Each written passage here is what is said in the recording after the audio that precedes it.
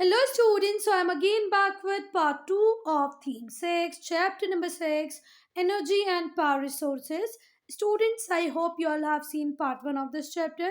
If not, do watch it. Students, till this paragraph we have completed everything in part 1. We'll start part 2 with non-renewable resources. As we have discussed in part 1, non-renewable resources are those which cannot be replaced, replenished and renewed naturally. Okay, non-renewable resources वो resources है बच्चा जो अपने आप क्या कभी replenish नहीं होते, renew नहीं होते naturally. So जो नॉन रिन्यूएबल रिसोर्सेज हैं वो included what oil natural gas coal non renewable resources के एग्जांपल आप क्या लिखेंगे petroleum natural gas and coal once exhausted एक बार ये खत्म हो जाए तो takes billions of years for their formation okay see अगर बारिश हर साल आती है अभी पानी खत्म हो जाएगा वाटर रिसोर्सेज थोड़ा सा हमें कम सप्लाई दिखी आने वाली ईयर्स में जब बारिश होगी तो बराबर हो जाएगा पर अगर एक बार फॉसल फ्यूल्स खत्म हो गए बच्चा तो it takes billions of years for their formation billions of year लगते हैं इनको बनने में तो इसलिए हमें ना बहुत ही जुडिशियसली यूज करना चाहिए they are primary sources of power in the world and whatever non-renewable resources we have these are what primary source of power in the world देखो हम सबको पता है कि सोलर से इलेक्ट्रिसिटी बन जाती है पर आप अपने आसपास देखें और पूछे लोगों से कितने लोगों के घर में सोलर पैनल लगा हुआ है ठीक है ना नहीं हम सिर्फ काय पे रिलाई करते हैं बच्चा नॉन रिन्यूएबल रिसोर्सेज पे रिलाई करते हैं इसीलिए हम बोलते हैं कि ये प्राइमरी सोर्सेज हैं ये हार्मफुल होते हैं नेचर में हार्मफुल गैसेस एमिट करते हैं हमारे एनवायरनमेंट को पल्यूट करते हैं और ग्रीन हाउस गैसेस जैसे कि कार्बन डाइऑक्साइड भी रिलीज करते हैं ठीक है since these resources are exhaustible ये रिसोर्सेज खत्म हो जाएंगे इसीलिए हमें कुछ ना कुछ इनका अल्टरनेटिव फाइंड आउट करने की ज़रूरत है जो कि कैसा हो इनएग्जॉस्टेबल मतलब जो ख़त्म ना हो पहले हम लोग देखेंगे कोल कोल कैसे बनता है बच्चा कोल बनता है decay and decomposition of plants जितनी अगर जैसे देखो कई बार फॉरेस्ट था स्वैम्पी एरिया के कारण या किसी और रीजन से अगर वो बरी कर जाता है ज़मीन के अंदर दब जाता है ठीक है कोल फॉर्म होता है जब कोई प्लांट डीके या डिकम्पोज हो और मिलियंस ऑफ ईयर तक वो दबा रहे कहाँ पर स्वैम्पी रीजन में उसको ट्रिमेंडस हीट मिलेगी प्रेशर मिलेगी है ना और वो काय में कन्वर्ट कर जाएगा सेडिमेंट्री रॉक में और उसी को हम क्या बोलेंगे कोल कोल डार्क कलर का होता है आप सबने देखा होगा काले कलर का ब्लैक कलर का होता है ना और as it composed of hydrocarbon coal के अंदर होता है हाइड्रोकार्बन कोल डार्क कलर का होता है जब ये जो दबे हुए प्लांट्स हैं इनको बहुत टाइम तक ये दबे रहे इनको ट्रिमेंडस हीट मिले प्रेशर मिले तो ये सेडिमेंट्री रॉक में कन्वर्ट कर जाते हैं और क्या बन जाते हैं कोल कोल का कलर कैसा होता है डार्क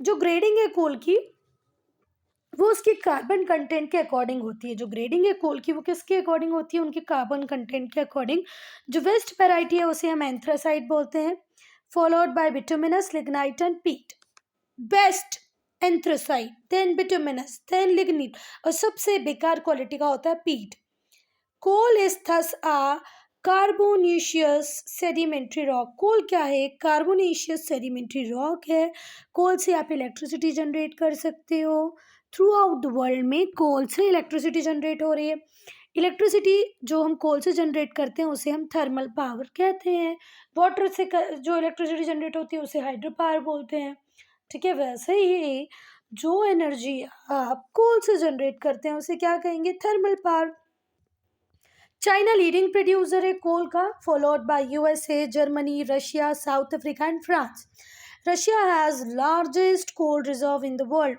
वन मार्क क्वेश्चन बन सकता है which country has the world largest coal reserve in the world तो which country students Russia If we talk about India, in India, coal is produced in Raniganj. Where is Raniganj? West Bengal. Dhanbad and Bokaro Jharkhand Jharkhand के धनबाद बोकारो में waste Bengal के रानीगंज में ठीक है और other producers हैं तलचर जो कहाँ पर है, उड़ीसा में है, कोरबा छत्तीसगढ़ में है, नेवली तमिलनाडु में है। ठीक है बात। अगर पूछा जाए कि सबसे ज़्यादा कोल किस फील्ड में मिलता है इंडिया की, तो वो मिलता है झारिया। ठीक है, कहाँ पे, Jharia, the largest coal field in India, सबसे बड़ी कोल फील्ड है इंडिया की झारिया।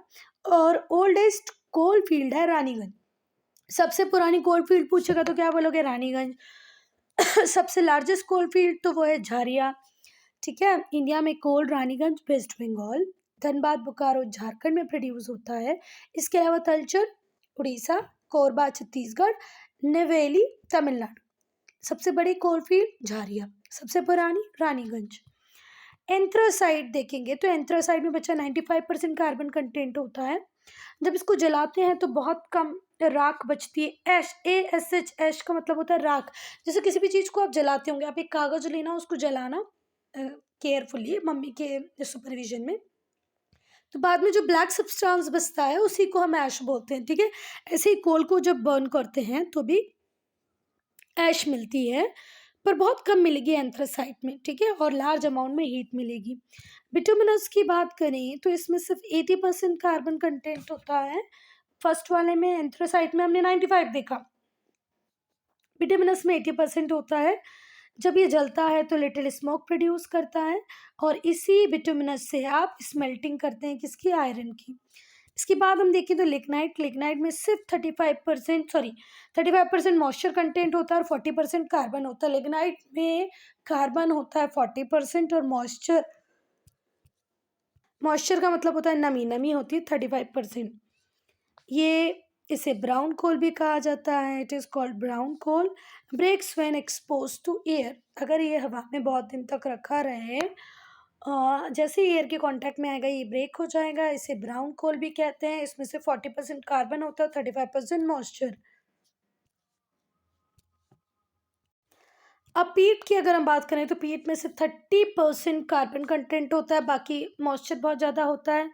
ये फर्स्ट स्टेज है कोल फॉर्मेशन की, और इसकी जो हीटिंग कैपेसिटी होती है वो बहुत लो होती है, बहुत कम होती है। अब हम पढ़ेंगे बच्चा पेट्रोलियम को। तो जो वर्ड है पेट्रोलियम, ये दो लैटिन वर्ड से मिलके बना है बच्चा। पीट्रा, पीट्रा मीन्स होता है रॉक, ओलम मीन्स होता है oil. Petra means rock, Olam means, oleum means होता है ऑयल। ठीक है, ये वो लिक्विड है बच्चा जो किस कलर का होता है, ब्लैक कलर का होता है, इसलिए इसे ब्लैक गोल्ड भी कहा जा सकता है। इतने मल्टीफोल्ड इसके यूज होते हैं, इसलिए इसे लिक्विड गोल्ड भी कहते हैं। ठीक है, and is a mineral oil. Again जो वर्ड पेट्रोलियम है ये दो लैटिन वर्ड से मिलकर बना है। पीट्रा जिसका मतलब होता है रॉक, ओलियम का मतलब होता है ऑयल। इसे हम लिक्विड गोल्ड भी बोलते हैं, ब्लैक गोल्ड भी बोलते हैं। ठीक है बात। और ये मिनरल ऑयल है, ये फॉसिल फ्यूल में मिलता है। जो ऑयल है वो सेडिमेंट्री रॉक में बीच में फॉर्म होता है by DK of animal and plants organism trapped with in. किसी रॉक में जब एनिमल और प्लांट ट्रैप हो जाते हैं उससे फॉर्म होता है किसका, पेट्रोलियम का। पेट्रोलियम का यूज़ क्या है बच्चा, हम हमारी गाड़ियों में, हमारे व्हीकल्स में हमेशा पेट्रोल डलवाते हैं। मतलब व्हीकल किसके काम आते हैं, ट्रांसपोर्टेशन के, तो पेट्रोलियम से ट्रांसपोर्टेशन होगा। It's generation of thermal electricity generate करने में भी ये हेल्प करता है। पेट्रोलियम से जो ड्राइव होती हैं गैसेस, उसको आप हाउस होल्ड पर्पज़ के लिए यूज़ करते हो, लाइटनिंग के लिए यूज़ करते हो, हीटिंग और कूलिंग के लिए यूज़ कर रहे हो। और ये पेट्रोकेमिकल्स के लिए किसका काम करता है, रॉ मटेरियल का, used as raw material for manufacture of petrochemical. Petrochemical बनाना है तो रॉ मटेरियल क्या ही लगेगा, पेट्रोलियम। बहुत सारे प्रोडक्ट्स जैसे lubricants, grease, kerosene, asphalt, petroleum wax, ये किससे ही मिलते हैं, पेट्रोल से ही। पेट्रोलियम को अलग अलग पॉइंट्स पे डिस्ट्रक्टिव डिस्टिलेशन में जब हम लोग पास कराते हैं तो kerosene, grease, lubricant, turbine fuel, petrol, diesel सब मिलता है। अब भाई पेट्रोल को जब आप यूज़ करते हो, पेट्रोल जब कंज्यूम होता है तो ग्रीन हाउस गैसेस रिलीज करता है। जब वो बर्न होगा, पेट्रोल जब बर्न होगा तो ग्रीन हाउस गैसेस रिलीज करेगा, जिससे कि पोल्यूशन बढ़ेगा। तो ये बहुत ज़रूरी है आप लोगों के लिए कि आपको अगर पोल्यूशन कम करना है तो पेट्रोलियम का यूज़ कम करना होगा। अगर हम बात करें कि सबसे ज़्यादा the largest crude oil field, सबसे ज़्यादा क्रूड ऑयल फील्ड कहाँ पर मिलेंगी, तो वो मिलेंगी Kuwait, Saudi Arabia, Kuwait, Saudi Arabia, Russia, North America, USA, Canada, Venezuela have large reserve of oil in the world. So write down the name of your countries which is having large reserve of oil. So what will you say? Kuwait, Saudi Arabia, Russia, North America, USA, Canada, Venezuela, यहाँ पर बहुत quantity में आपको oil मिल जाएगा। अगर India की बात करें तो इंडिया में जो असम स्टेट है वो लार्जेस्ट प्रोड्यूसर है। जो हमारी ओल्डेस्ट और लार्जेस्ट ऑयल फील्ड है इंडिया की वो है दिग्बोय, असम में, असम के दिग्बोय में। इसके अलावा ऑयल फील्ड और भी हैं जैसे असम में मोरान, नहरकट नहरकटिया, रुद्र सागर। तो देखो एक तो दिग्बोई में बहुत बड़ी है, बड़ी भी है और सबसे पुरानी भी है। उसके अलावा असम में मोरान में, नहरकटिया, रुद्र सागर, गुजरात में अंकलेश्वर, कालोल, महसाना, ये इंपॉर्टेंट है। ये जो ऑनशोर ऑयल फील्ड है। ऑफशोर ऑयल फील्ड की बात करें, ऑनशोर मतलब हमारी कंट्री के अंदर, ऑफशोर मतलब पानी के अंदर, तो उसमें मुंबई हाई जो कहाँ पर है, महाराष्ट्र में है, एलिबेट एंड बेसिन कहाँ पर, गुजरात में, बेसिन और एलिबेट गुजरात, बेसिन और एलिबेट, आलिया बेट, आलिया बेट और बेसिन, आलिया बेट और बेसिन गुजरात में है। महाराष्ट्र में मुंबई हाई है। और इसके अलावा गुजरात में, ये तो देखो ऑफशोर हो गई। ऑफशोर में 5 नाम याद रखोगे आप। पहला मुंबई हाई महाराष्ट्र, नहीं 3 नाम याद रखोगे, मुंबई हाई महाराष्ट्र, एलिया, आलिया बेट और बेसिन गुजरात। बाकी अगर ऑफशोर की बात कर, ऑनशोर की बात करें, नहीं ऑफशोर की, तो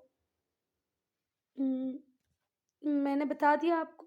देखो अब मेरी बात सुन, अगर इस लैंड एरिया के अंदर है तो इसको हम क्या बोलेंगे, ऑफशोर, ठीक है, कि ऑनशोर, इसको हम बोलेंगे ऑनशोर। पर कई बार हमारा जो यहाँ पर समुद्र है, समुद्र में जाके मिलती है, देखो यहाँ पर समुद्र, तो ये बॉम्बे आई समुद्र में है तो उसको क्या बोलेंगे, ऑनशोर।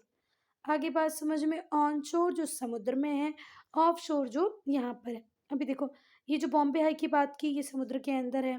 फिर अंकलेश्वर, ठीक है, और यहाँ पर हमने दिग्बोई। फिर से एक बार सुनना, ऑनशोर जो आपको कहाँ मिलेगा बच्चा, जमीन में, और ऑफशोर कहाँ मिलेगा, जमीन के बाहर पानी में। तो ऑनशोर फील्ड में क्या लिख दोगे, दिग्बोई असम का, अंकलेश्वर कालोल कहाँ का, गुजरात का, और ऑफशोर पानी के अंदर जाके कहाँ कहाँ पर मिलेगा, ऑफशोर में मिलेगा आपको मुंबई हाई महाराष्ट्र का, आलिया बेट और बेसिन गुजरात का। Conservation of power resources, fossil fuel exhaustible resources हैं, एक बार कंज्यूम कर दिए तो उन्हें आप रिप्लेस नहीं कर सकते, जल्दी जल्दी नहीं होते, बिलियंस ऑफ ईयर लगता है। Coal petroleum have been dwelling all over the world. Coal petroleum की जो यूसेज है वो पूरे वर्ल्ड में मल्टीफोल्ड है। कहीं पर बहुत ज़्यादा क्वांटिटी में कोल और पेट्रोलियम अवेलेबल है तो कहीं पर बहुत कम, ड्विनलिंग। सो स्टूडेंट, पूरी दुनिया में जितने भी कोल और पेट्रोलियम के रिजर्व हैं वो ड्विनलिंग है। ड्विनलिंग मतलब जो दिन पे दिन वीक होते जा रहे हैं, कमज़ोर होते जा रहे हैं। आज दुनिया फेस कर रही है एनर्जी क्राइसिस को, हमारे इंडिया में भी बच्चा कोल ख़त्म हो रहा है। जो एग्जिस्टिंग रिसोर्सेज हैं उन्हें बहुत ज़रूरी है कि हम कंजर्व करके रखें, अर्जेंटली उन्हें कंजर्वेशन की नीड है। हमें अगर फ्यूचर जनरेशन्स को कोल पेट्रोलियम जैसी चीज़ें देना है तो हमें अभी से उनका यूज़ थोड़ा सा कम कर देना चाहिए, जुडिशियस कर देना चाहिए और कुछ बचा के रखना चाहिए फ्यूचर के लिए। Some of the method of conserving, कुछ मेथड्स हैं। Minimise the use of fossil fuel, fossil fuel का यूज़ कम कर दो। Emphasise on the increase use of renewable, आप लोग किसका यूज़ ज़्यादा करने लगे, रिन्यूएबल रिसोर्सेज का। अल्टरनेटिव सोर्सेज ऑफ एनर्जी को ढूंढें। इलेक्ट्रिसिटी को सेव करें, जितने भी अप्लाइंसेस वगैरह हैं अगर वो यूज़ में नहीं है तो स्विच ऑफ कर दें। फिर पब्लिक ट्रांसपोर्ट का यूज़ ज़्यादा से ज़्यादा करें। Student, I am ending this video here only. If you have any doubt, any problem, to write in comment section.